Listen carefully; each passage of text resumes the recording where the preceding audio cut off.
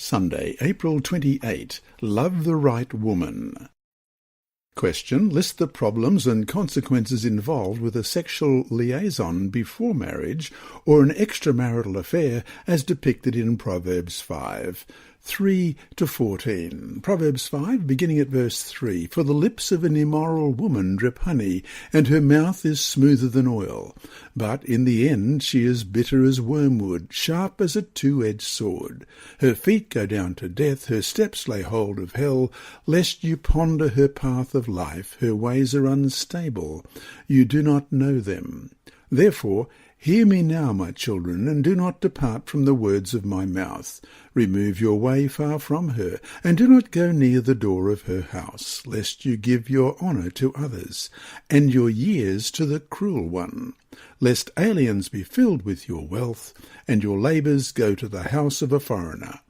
And you mourn at last when your flesh and your body are consumed, and say, How I have hated instruction, and my heart despised correction. I have not obeyed the voice of my teachers, nor inclined my ear to those who instructed me. I was on the verge of total ruin, in the midst of the assembly and congregation. The godly person reserves, if not married, and preserves, if married, his or her deepest affections and sexual intimacy for marriage. Men are specifically addressed in Proverbs, but the same idea as it relates to women is expressed in the Song of Solomon, in Song of Solomon, chapter 4, verses 12 to 15. And that reads, A garden enclosed is my sister, my spouse, a spring shut up, a fountain sealed. Her plants are an orchard of pomegranates with pleasant fruits, fragrant henna with spikenard and saffron, calamus and cinnamon, with all trees of frankincense, myrrh and aloes, with all the chief spices, a fountain of gardens, a well of living waters, and streams from Lebanon.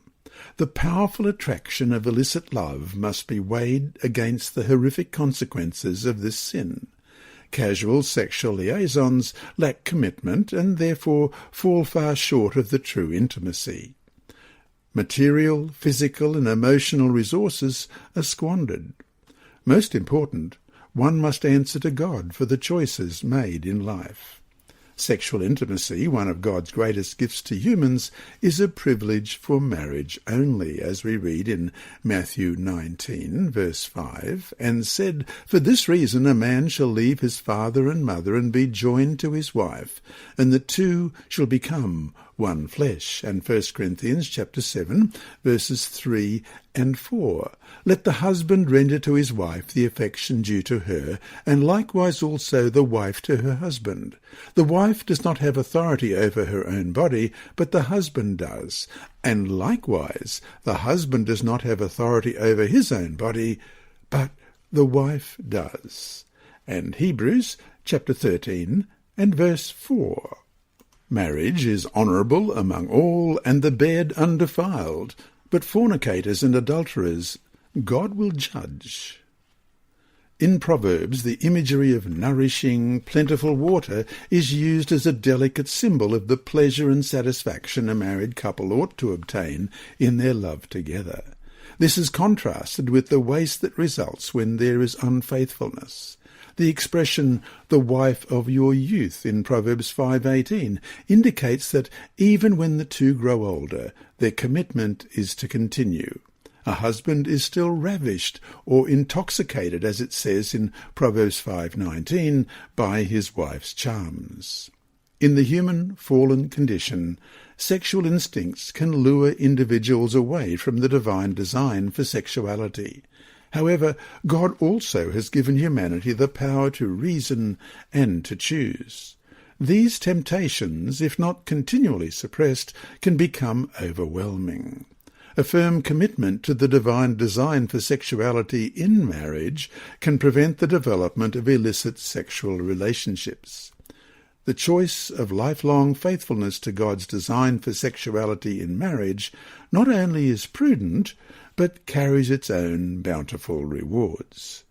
And so, to finish today, If you know someone struggling with sexual temptations that could destroy a marriage, what counsels would you give that person? You have been listening to a reading of the Adult Sabbath School Bible Study Guide by Dr. Percy Harold from Queensland, Australia. This service is brought to you by Hope Channel, the Sabbath School Department, and Christian Services for the Blind. Remember, God is always faithful.